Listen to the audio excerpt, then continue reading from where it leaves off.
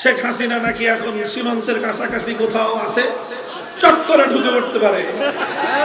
তুমি চট করে ঢুকে পড়ো, পট করে এদেশের মানুষ তোমাকে প্যাকেটে ভরে ফেলবে। সর্বপ্রথম আমি আল্লাহ পাক রব্বুল আলামিনের দরবারে শুকরিয়া আদায় করছি, যেই মহান রব্বুল আলামিন বাংলাদেশের মানুষের বুকের উপর চেপে বসা স্বৈরাচারী ফ্যাসিস্ট জালিম শাহী শেখ হাসিনাকে উৎখাত করে এদেশের মানুষকে মুক্ত বাতাসে নিঃশ্বাস গ্রহণ করার তৌফিক দান করেছেন, সুযোগ করে দিয়েছেন। আল্লাহুম্মা লাকাল হামদু ওয়া লাকাশ শুকর। আমি শেখ হাসিনার এই দীর্ঘ 15 বছরের স্বৈর শাসনের জাতাকলে পিষ্ট হয়ে এবং তার জুলুম নির্যাতন খুন গুম হত্যাকাণ্ডের শিকার হয়ে যে সকল প্রাণ ঝরেছে, শাহাদাত বরণ করেছেন যারা, তাদের সকলকে শ্রদ্ধা করে আমি স্মরণ করছি। 2009 সালের পিলখানা ট্রাজেডিতে শাহাদাত বরণকারী 57 জন দেশপ্রেমিক সেনা কর্মকর্তা, 2013 সালের 5ই মে শাপলা চত্বরে নবপ্রেমিক তৌহিদি জনতার উপর রাতের অন্ধকারে গুলি চালিয়ে হত্যা করা হয়েছে যে সকল বীর শহীদদেরকে।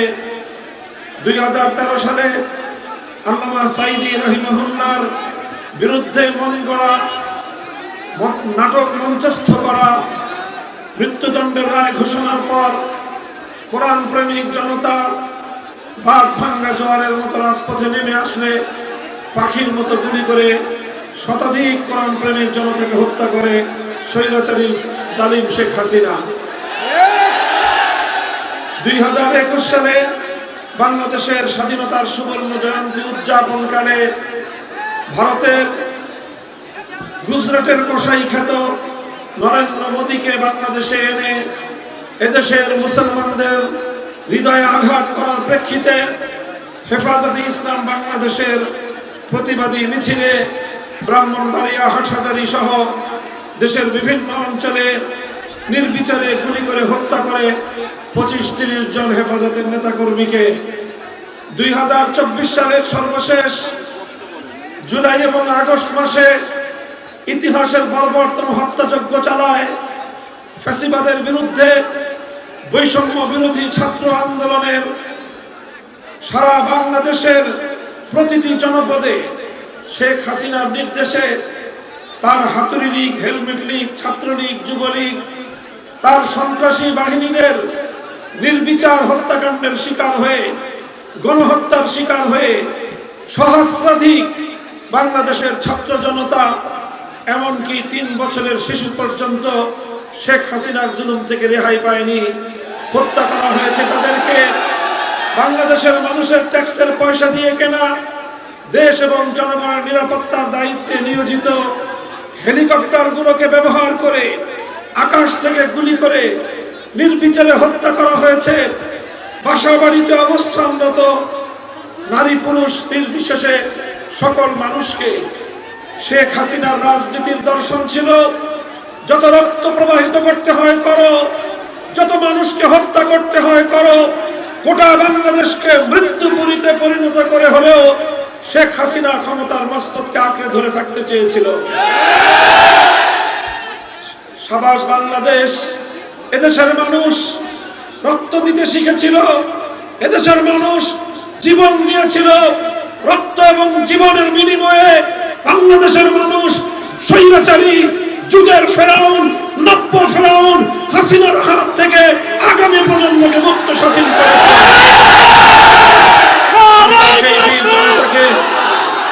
আমরা সেই বীর জনতাকে সশ্রদ্ধ সালাম জানাই, তাদের রুহের মাগফিরাত কামনা করি এবং আগামী জাতির নেতৃত্ব, আগামী প্রজন্মকে বলতে চাই, আমরা যদি বৈষম্যহীন বাংলাদেশ গড়তে না পারি তাহলে এই সহস্র প্রাণের কাছে বাংলাদেশ একটি বিশ্বাসঘাতক জাতি হিসেবে পরিচিত হয়ে যাবে। এজন্য আমাদেরকে স্মরণ রাখতে হবে, সতর্ক থাকতে হবে, যে কোনো মূল্যে এই সহস্র প্রাণের বিনিময়ে অর্জিত বিজয়কে ধরে রাখতে হবে। সংগ্রামী সাথী ও বন্ধুগণ, আপনাদেরকে মনে রাখতে হবে বিজয় এবং স্বাধীনতা অর্জন করা যতটা কঠিন, বিজয়কে ধরে রাখা, স্বাধীনতাকে ধরে রাখা তার চেয়ে বড় কঠিন। আমাদের অতীতের অভিজ্ঞতা খুব ভালো নয়। 1971 সালে দীর্ঘ সংগ্রামের পর ব্রিটিশ বেনিয়াদের বিরুদ্ধে 200 বছরের সংগ্রাম, কলকাতার হিন্দুত্ববাদী দাদাবাবুদের বিরুদ্ধে সংগ্রাম, সর্বশেষ পশ্চিম পাকিস্তানি খান পাঠানদের বিরুদ্ধে আধিপত্যবাদ বিরোধী সংগ্রামের মধ্য দিয়ে বাংলাদেশ স্বাধীনতা অর্জন করেছিল। যেই স্বাধীনতা অর্জিত হয়েছিল মহান আল্লাহর নামে ইনশাআল্লাহ বলে, যেই স্বাধীনতা যুদ্ধের সূচনা হয়েছিল, যেই স্বাধীনতার আগে জাতির সঙ্গে প্রতিশ্রুতি দেওয়া হয়েছিল এদেশে কোরআন সুন্নাহ বিরোধী কোনো আইন তৈরি করা হবে না, আল্লাহর উপর আস্থা বিশ্বাস স্বাধীনতা যুদ্ধের মূল মন্ত্র ছিল। কিন্তু আমরা দেখেছি 1971 সালের 16ই ডিসেম্বর বাংলাদেশ মুক্ত এবং স্বাধীন হওয়ার কয়েক মাসের ব্যবধানে বাংলাদেশের তৎকালীন 7 কোটি মানুষের ইচ্ছা এবং অভিপ্রায়কে দুপায়ে ধরে ভিনদেশী একটি রাষ্ট্রের প্রেসক্রিপশন অনুযায়ী দেশ বিরোধী, জাতির চেতনা বিরোধী, হাজার বছরের বাংলাদেশের জাতির ঐতিহ্য বিরোধী একটি সংবিধান এদেশের মানুষের কাঁধের উপর চাপিয়ে দেওয়া হয়েছিল। আর এভাবেই আমাদের 71-এর এবং 71 পূর্ববর্তী দীর্ঘ সংগ্রাম, দীর্ঘ লড়াইয়ের চেতনাকে, ঐতিহ্যকে ছিনতাই করা হয়েছিল। 2024 সালের জুলাই এবং আগস্ট মাসে যে বিপ্লব সংগঠিত হয়ে গেল, এই বিপ্লবকে যেন কেউ ছিনতাই করতে না পারে, এজন্য আমাদেরকে সোচ্চার থাকতে হবে। মনে রাখতে হবে, শেখ হাসিনা 50 বছর রাজনীতি করেছে। শেখ হাসিনার রাজনীতি ছিল প্রতিশোধের রাজনীতি, শেখ হাসিনার রাজনীতি ছিল বিভাজনের রাজনীতি, মুক্তিযুদ্ধের নামে ব্যবসার রাজনীতি। অথচ শেখ হাসিনার পরিবারের কোন সদস্য মুক্তিযুদ্ধে শাহাদাত বরণ করে নাই, তার কোন সদস্য রণাঙ্গনে মুক্তিযুদ্ধ করে নাই। অথচ তারা এই মুক্তিযুদ্ধের সোল এজেন্ট সেজে বাংলাদেশকে 2 ভাগে বিভক্ত করে যখন তখন যাকে ইচ্ছা তাকে রাজাকার ট্যাগ দিয়ে দেশটাকে ধ্বংস করার পায়তারা করেছিল। এদেশের মানুষ যখনই অধিকার আদায়ের জন্য তারা কথা বলার চেষ্টা করেছে, এদেশের মানুষ যখন প্রতিবাদ করেছে, দেশের মানুষ যখন অন্যায়ের বিরুদ্ধে রুখে দাঁড়াবার চেষ্টা করেছে, দেশের মানুষ যখনই ফ্যাসিবাদের বিরুদ্ধে রুখে দাঁড়াবার চেষ্টা করেছে, শেখ হাসিনা তখনই তাদেরকে রাজাকারের বাচ্চা বলে গালি দেওয়ার পায়তারা চালিয়েছে। এভাবেই শেখ হাসিনারা একদিকে মুক্তিযুদ্ধকে পুঁজি করে দেশকে বিভক্ত করার রাজনীতি করেছে, আরেকদিকে সংখ্যালঘুদেরকে নির্যাতন করে তাদের অধিকারগুলো কেড়ে নিয়ে বাংলাদেশে একটি বিভক্ত সমাজ গঠন করার, একটি দেশকে বিভক্ত করার পায়তারা চালিয়েছিল। শেখ হাসিনা এবং আওয়ামী লীগের রাজনীতি যদি কেউ গভীরভাবে পর্যবেক্ষণ করেন তাহলে দেখবেন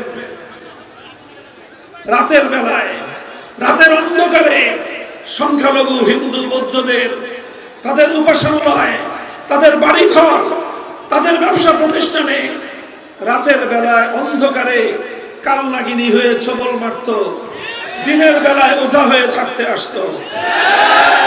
এই নাটক মঞ্চস্থ করেই দেশের মানুষকে তারা সবসময় বোকা বানিয়েছে। এখন আর এই নাটকের নায়ক নায়িকা কলাকুশলীরা কেউ নাই বাংলাদেশে। এখন আর সংখ্যালঘু নির্যাতনের নাটকও নাই। আমাদেরকে সজাগ থাকতে হবে। তারা কিন্তু আবার এই পায়তারা চালাতে পারে। শেখ হাসিনা বলেছিল শেখ হাসিনা পালায় না, বলেছিল। শেখ হাসিনা বাংলাদেশে আছে এখন? কোথায় গেছে? পালাইছে। শেখ হাসিনা পালিয়ে গেছে। আমার বড় করুণা হয় যারা দীর্ঘদিন ধরে আওয়ামী লীগের রাজনীতি করতেন তাদের জন্য। বাংলাদেশের মানুষের কাছে কোন মুখে রাজনীতির কথা বলবেন?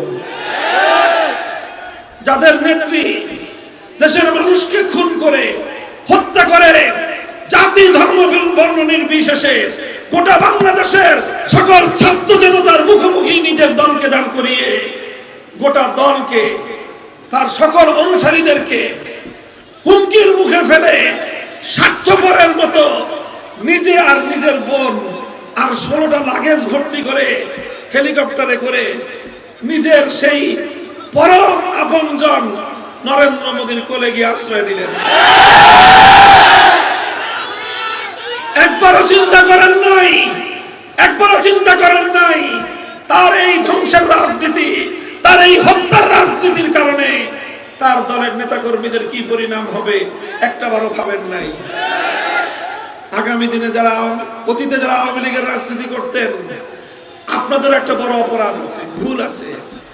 ভুলটা হলো শেখ হাসিনার মতো একজন মানসিক বৈকল্যের শিকার, একটা সাইকোপ্যাথ, চরম মানসিক প্রতিবন্ধী একটা লোককে প্রতিহিংসার রাজনীতি করবার জন্য বাংলাদেশের মানুষের কাঁধের উপর আপনারা চাপিয়ে দিয়েছিলেন। এই সুযোগ নিয়ে এদেশটাকে সে গুম গুম করে একটা মৃত্যুপুরীতে পরিণত করেছিল। আর দেশের লক্ষ লক্ষ কোটি টাকা পাচার করে এই দেশের খেটে খাওয়া মেহনতি কৃষক, শ্রমিক, মজদুর আর বিদেশি রেমিটেন্স যোদ্ধারা মাথার ঘাম পায়ে ফেলে বাংলাদেশে রেমিটেন্স পাঠায়, সেই টাকা লক্ষ লক্ষ কোটি টাকা সে পাচার করে গোটা বাংলাদেশের অর্থনীতির ভিতকে সে ধসিয়ে দিয়েছে।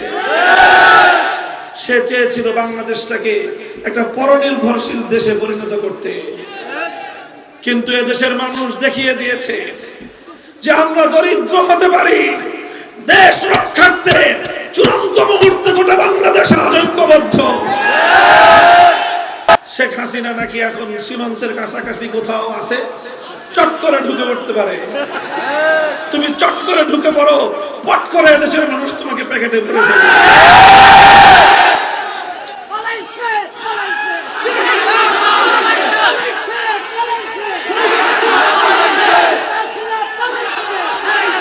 সংগ্রামী সাথী ও বন্ধুগণ, এখন আমাদের অনেক দায়িত্ব এখন অসমাপ্ত রয়েছে।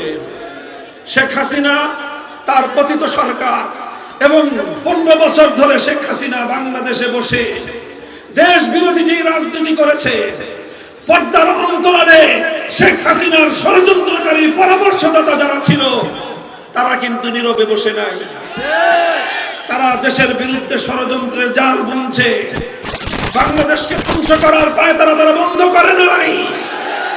এজন্য আমাদের গণ অভ্যুত্থানের আগে সূচিত ঐক্যকে আরো দীর্ঘদিন অটুট রাখতে হবে।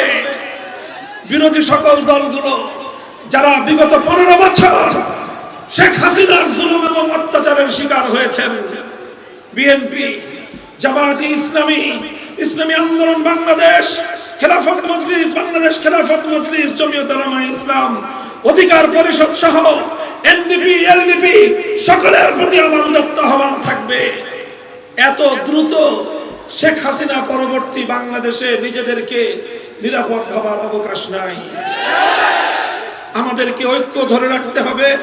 যে কোনো মূল্যে শেখ হাসিনার পুনর্বাসিত হওয়ার অপচেষ্টা, আওয়ামী লীগের বাংলাদেশের রাজনীতিকে কলুষিত করবার অপচেষ্টা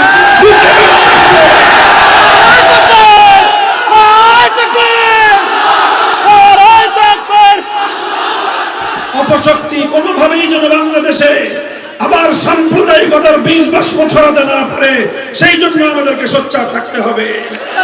বাংলাদেশ সম্প্রতি সাম্প্রদায়িক সম্প্রীতির অনন্য নজির স্থাপন করে চলেছে। জুলাই আগস্ট বিপ্লবের পর হেফাজতে ইসলাম বাংলাদেশ, এদেশের আলেম সমাজ, মাদ্রাসার ছাত্ররা যেভাবে সংখ্যালঘুদের জান মাল ইজ্জত আবরু তাদের ধর্মীয় উপাসনালয়গুলোর পাহারা দিয়ে বাংলাদেশে যেভাবে ষড়যন্ত্রকে নস্যাৎ করেছে, আগামী দিনেও আমাদের এই ধারা অব্যাহত রাখতে হবে। এদেশের 90% মানুষ মুসলমান, সংখ্যাগরিষ্ঠ মুসলমান। তোমাদেরকে মনে রাখতে হবে, ইসলাম তোমাকে দায়িত্ব দিয়েছে, যত সংখ্যালঘু হিন্দু, বৌদ্ধ, খ্রিস্টান এদেশে থাকে তাদের নিরাপত্তার দায়িত্ব তোমাদের কাঁধে আল্লাহ আল্লাহ এবং তার রাসূলের পক্ষ থেকে আমানত। এই আমানতের রক্ষা আমাদেরকে করতে হবে। আর তাদেরকে বলবো, খবরদার, সব বিষয়ে আমরা ছাড় দেই, কিন্তু কেউ যদি আল্লাহর নবীর ইজ্জতের উপর কোনো আঘাত করবার চেষ্টা করে, আমরা বরদাস্ত দিতেও পারি নাই, ভবিষ্যতেও করব না। সংগ্রামী সাথীগণ, আখেরি পয়গাম হলো, আমরা বৈষম্যহীন একটা সমাজ চাই, আমরা ইনসাফপূর্ণ সমাজ চাই, ন্যায় নীতির ভিত্তিতে একটি সমাজ গঠন করতে চাই। আর সেই ন্যায় নীতি, ইনসাফ, বৈষম্যহীন পূর্ণাঙ্গ সমাজ গড়তে হলে আল্লাহর জমিনে আল্লাহ প্রদত্ত খেলাফতের ব্যবস্থা ছাড়া বিকল্প কোনো রাস্তা নাই। এজন্য আসুন সকল তন্ত্র মন্ত্রকে ছেড়ে দিয়ে আল্লাহর রজ্জুকে আঁকড়ে ধরি, আল্লাহর জমিনে আল্লাহর দ্বীনকে বিজয়ী করার সংগ্রামে আমরা আত্মনিবেদন করি। বাংলাদেশ খেলাফত মজলিস, যুব মজলিস, ছাত্র মজলিসের পতাকা তলে আপনাদের সকলকে শামিল হওয়ার আহ্বান জানাই। আপনারা দীর্ঘতম সময় যাবৎ অপেক্ষা করে আজকের ঐতিহাসিক মহাসমাবেশকে সাফল্যমণ্ডিত করেছেন। আগামী দিনে বাংলাদেশের যে কোনো দুর্যোগে, যে কোনো দুর্বিপাকে, যে কোনো কঠিন সময়ে আমরা অতীতেও যেমন রাজপথে ছিলাম, জনগণকে সাথে নিয়ে অতীতেও সমস্ত ষড়যন্ত্রকে যেভাবে আমরা মোকাবেলা করেছি, ভবিষ্যতে ইনশাআল্লাহ আমরা করব।